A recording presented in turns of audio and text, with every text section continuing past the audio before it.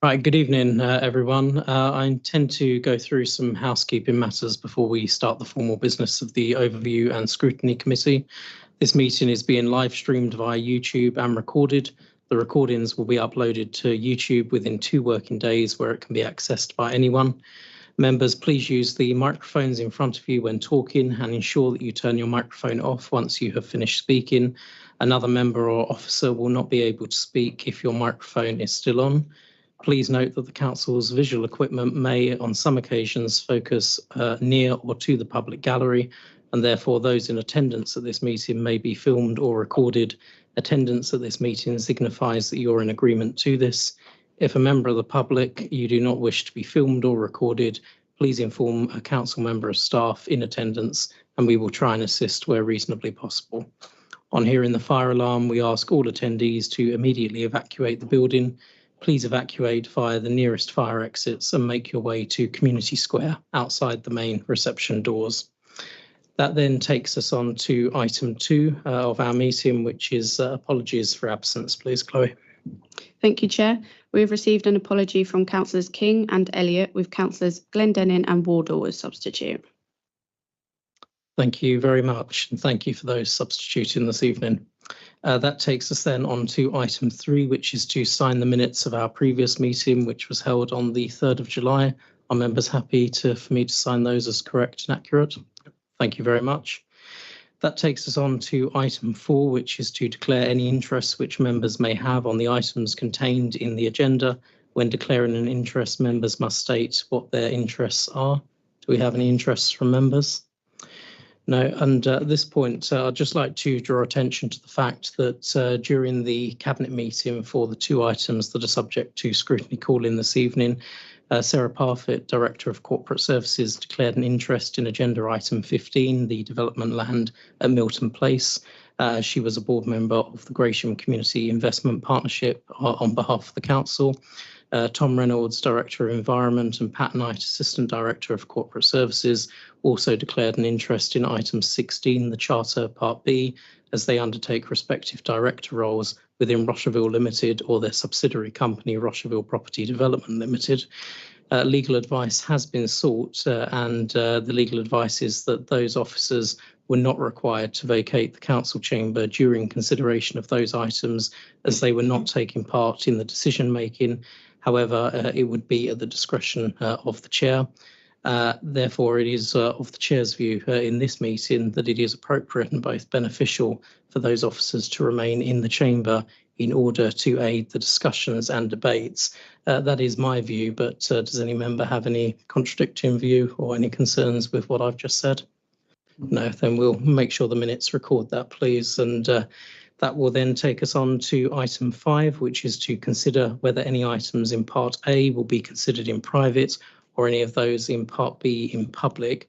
We do have the 2 items this evening which are in Part B, and I intend to keep them in there. There's no reason why we should not have them in there.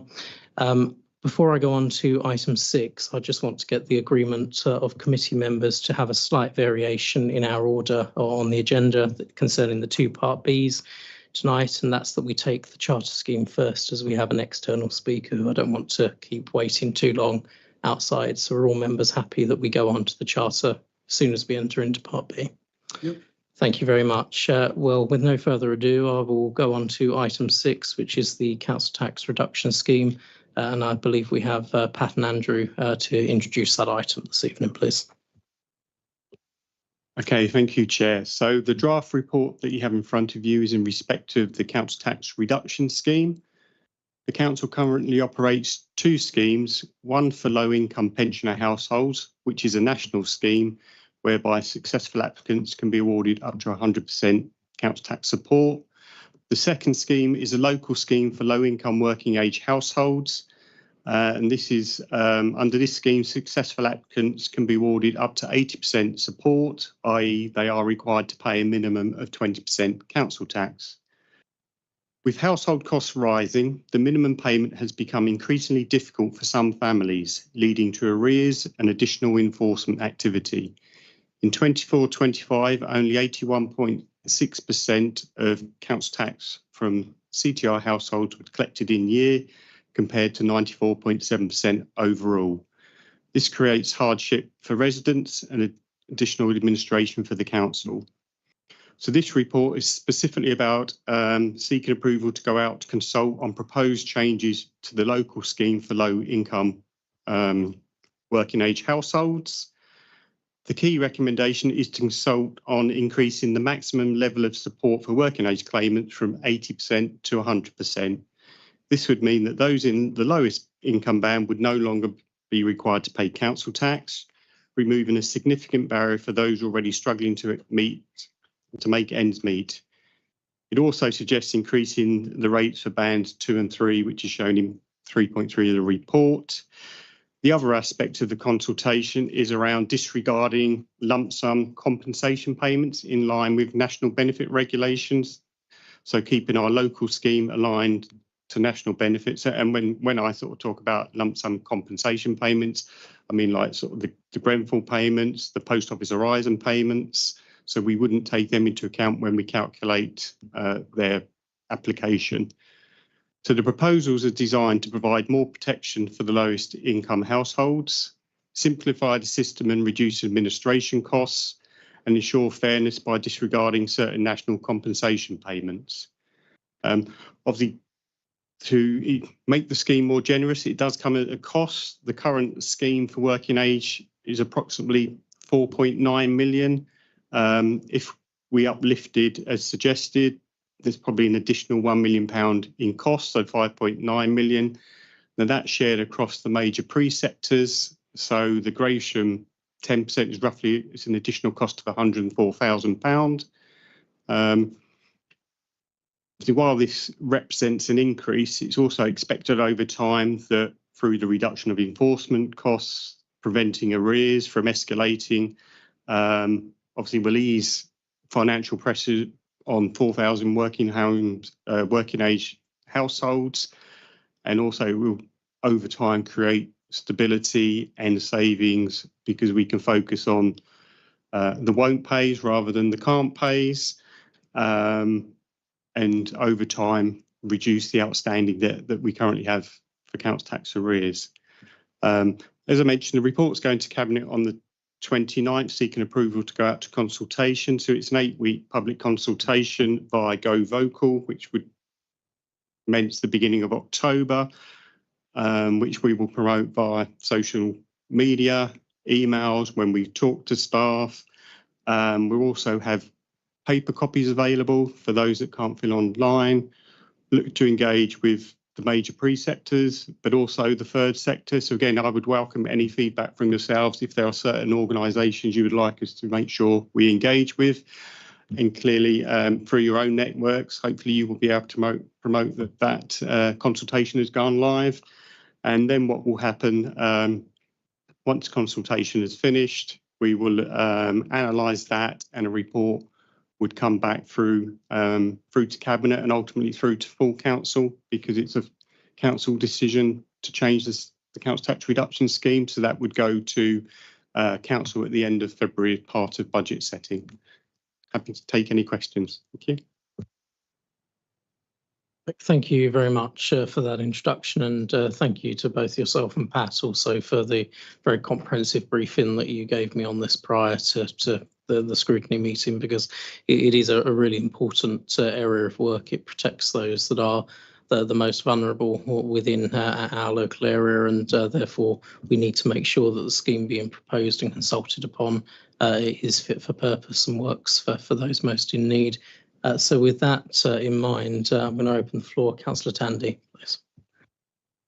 Thank you, Chair, and thank you so much. A really great idea to go out for consultation with this.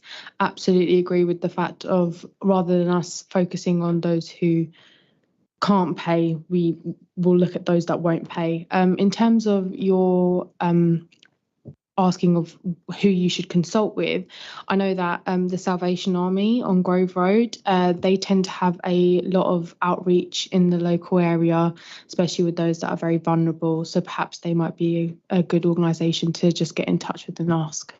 Thank you. That's a really good suggestion. Thank you, Councillor Tandy. Councillor Rana.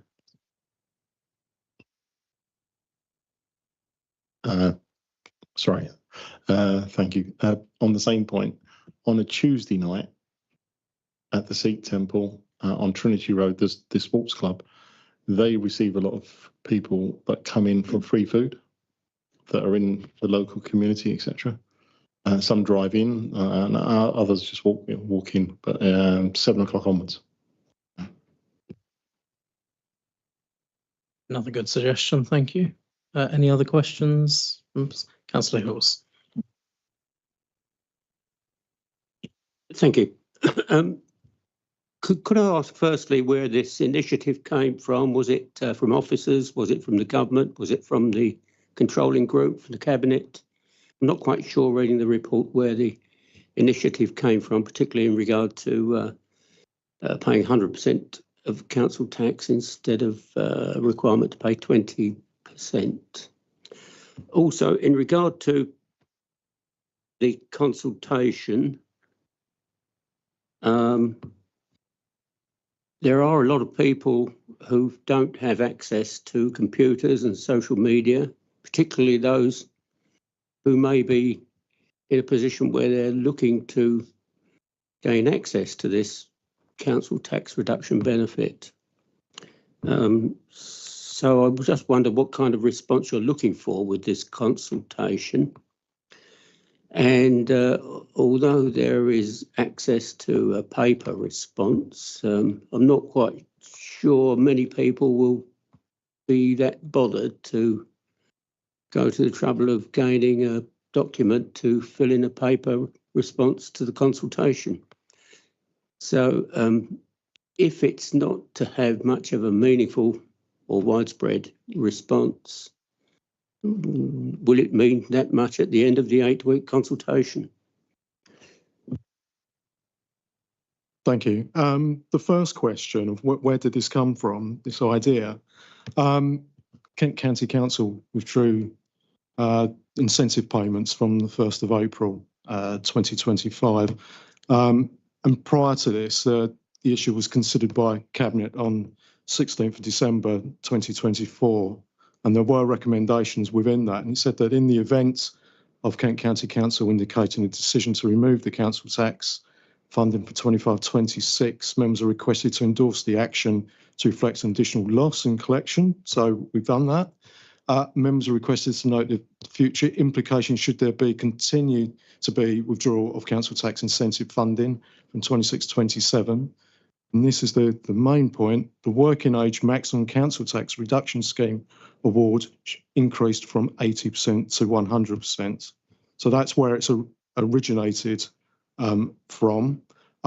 Your second question in regards to obviously reaching out to people. I don't know if you remember, but back in 2022, we undertook a significant change on the council tax reduction scheme to bring in a banded scheme, which has proven a positive, I think, scheme from an administrative point of view. From a resident's point of view, we've automated applications for council tax reduction for those residents who are in receipt of universal credit.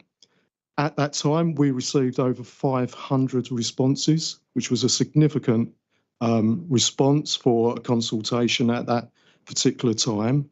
We will look to do that again. And the way that we did that was reaching out to third sector, but we also wrote to a selection of randomly selected claimants, but also non-claimants as well, so that we get a balance of views from across the community. So we will intend to do that. And I say, as Andrew's already pointed out, I would encourage each and every member to identify or to any known groups to get them to contact us, and we will do our utmost to try and assist in any way that we can. But it's a very important point. Consultation. Obviously, we want to see if this is what people want. we believe it's a positive step, even for those residents who are not in receipt of council tax reduction scheme, because it means that there will be an improved collection rates, there will be less costs. So we'd encourage people to respond. We will contact directly those third sector groups. We will write to those as well, so that they can also inform their members. And if you've got any other ideas on the way that we can engage, then we would welcome those as well. Hope that clarifies. Thank you. Thank you. Thank you for that, Matt. It's bound to be an improved collection rate if some people don't have to pay anything. But I note in the report that there's a cost to the council of over £100,000 anticipated. I'd just like to say that it might sound as though I'm criticising, but from the very outset in 2013, I think Gravesham in particular was responsible for initiating what was known then as the Kent scheme, I think, and it's been particularly lauded by a good number of other authorities since then, I believe, and it was significantly improved with the banded system referred to in 2022. So I think it's a good scheme all round. Obviously, if there's a likelihood for some people to pay nothing instead of 20%, then obviously there's likely to be a very positive response to that without having an 8-week consultation. But I suppose that's what we're required to do. We used to say a lot about incentivising the unemployed, but I think the recent lift scheme has gone a long way to deal with that situation. So all in all, I think it's a good scheme, and I suppose will be even better if there are people struggling to pay their bills. There is high inflation now and an extremely difficult situation for some people with the cost of living, particularly with regard to the cost of food. So I think we're heading in the right direction. Thank you. Thank you. One thing I'd like to just say is on the collection, increased collection, that would also be for collection of those who are in receipt of council tax reduction scheme in the past and have got arrears. And it's unfortunately the amount that could be paid from, say, benefits was set at £20 per month, but council tax could be accruing at a faster rate than it could be cleared. I think what this helps us do is to draw a line under this.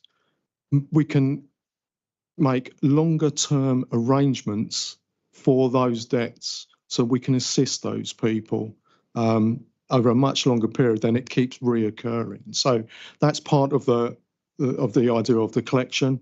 Also, reduced amount of administration means that we have additional resource to collect from those who won't pay, and we take that very seriously. Thank you. You have Councillor Wardle next. Thank you, Chair. Yeah, I was going to ask a question, how much would this cost the council? You've already answered that for me, thank you. But you said £1 million, is that correct? Yeah. Where is the council getting the £1 million from? How is it being funded? Is there a government grant for it? Is it coming from KCC? Because if we're talking about £1 million a year, that's going to be unsustainable. So just if you can, what? Yes, so thank you, Chair. So the £1 million is the total cost of the scheme. The scheme is shared through the major preceptors, so Kent County Council, Police, Fire, Gravesham. So the majority of council tax we collect, we hand over to KCC. Likewise, this £1 million, the majority of that cost falls on KCC. So, you know, just under probably 770,000. Okay, thank you. Councillor Tandy. Thank you, Chair. I just want to say, people obviously work better when they know that you're working with them rather than against them, like you said. So it'd be great if we could get some comms maybe as councillors, that when the consultation is happening, we can then further send out to other people rather than it just being, you know, via Go Lives. That'd be great. Thank you. Yeah, we're obviously working with comms, drawing up the campaign, so I'm sure there are materials that councillors can use and circulate. Thank you. Thank you, Chair.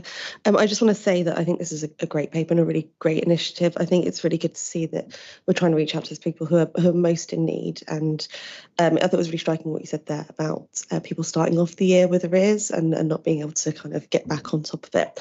The question I had was just about the admin cost and the saving. Do you have any idea what that might look like over, say, I don't know, like a year or 5 years, what that number might be? Yeah, sorry, not at this time, purely because council tax reduction is a discount, so we bill and chase the bottom line figure. I mean, what I do know and what we will see over time is the volume of documents, reminders, summonses that we issue, so that's where we'll see the reduction. And actually this year, reminder-wise, same point in time, we've probably issued 2,000 more than we had last year, so we'll should see a decline in that area. But it's not something I can quantify at this point in time, I'm afraid. Thank you very much. And just turning back to the consultation, is there a role that the Scrutiny Committee could play, perhaps informally, in supporting you to get some of those community groups together? Would you value maybe a drop-in session where we could invite some of that? And I'm thinking of the third sector charity partners along to potentially an evening where you could do a presentation as officers, and then we could be there to listen ahead of the full council debate on this. Yeah, certainly. If you've got that network of contacts, then certainly welcome an opportunity if we've got them together to, you know, engage and get their feedback. I think what I should have added, which probably helped put some context. Yes, as Gravesham, we're looking to consult, but actually across Kent, I think there's at least 9 including ourselves, that are going out to consultation or are already out in consultation. So it's something that predominantly across Kent, they are now looking at their schemes to move to sort of 100%. Yes, thank you. I do value this coming to the Overview and Scrutiny Committee in advance, and I actually think it's a good piece of work for us to do as a committee on an informal basis to actually see how we as a committee can reach out to the wider community. So would members be happy for us to look at the correct mechanism for us to do that outside of the committee? It's brilliant. Thank you very much. And just on the, you mentioned earlier about how you've reached out to claimants in past consultations on a randomised basis. How does the randomisation work? What's the actual mechanism to pull a random selection? If I recall, the way that it was done is that very basically a random number is generated for every account and then put in order. And then from that, you then pick your top 500 and you just send them out. So that's the one I recall from in the past. So it's completely random. Yeah, that's it. That's all. So thank you. That's really good to hear. And just going back to the point that was made well by Councillor Tandy on communications and how this is going to be pushed out. Is there a budget that's been set aside for managing the comms aspect of this? Are we looking to boost social media posts, for example? Do you have a maximum budget for how many printed copies of the consultation? Because I think that it would be really good to understand that, because we have a very limited time frame of 8 weeks to make sure that we get a maximum number of responses in. And I'm just concerned that we don't have any parameters of spend at the moment on that.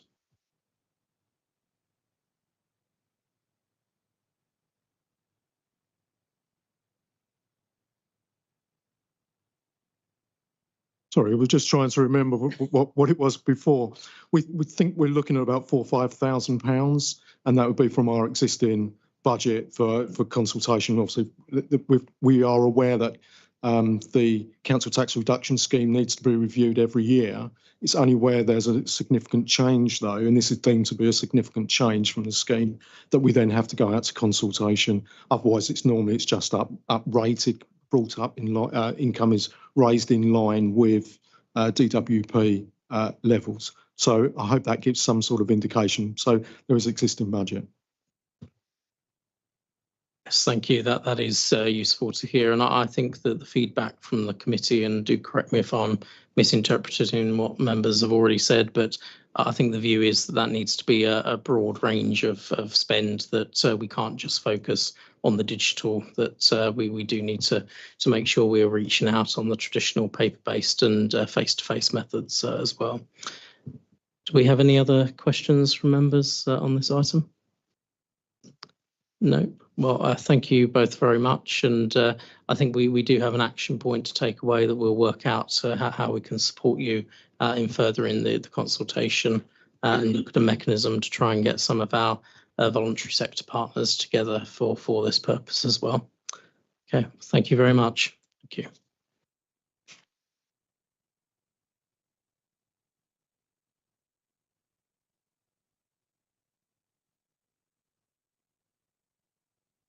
Right, that then takes us on to item 7, which is call-ins under Part A, of which there are none. That then takes us on to item 8, any other business by reason of special circumstance the chair is of the opinion should be considered as a matter of urgency, again of which there is none. So at this point in the meeting, I now move item 9, which is private items, and so to move that pursuant to section 100A, section 4 of the Local Government Act 1972, that the public now be excluded from any of the items contained in Part B of the agenda, because it's likely, in the view of the nature of business to be transacted, that if a member of the public was to be present for those items, that there would be disclosure to them of exempt information as defined in Part 1 of Schedule 12A of the Act. So at that point, I thank members who have watched online and declare the Part A section of this meeting now closed.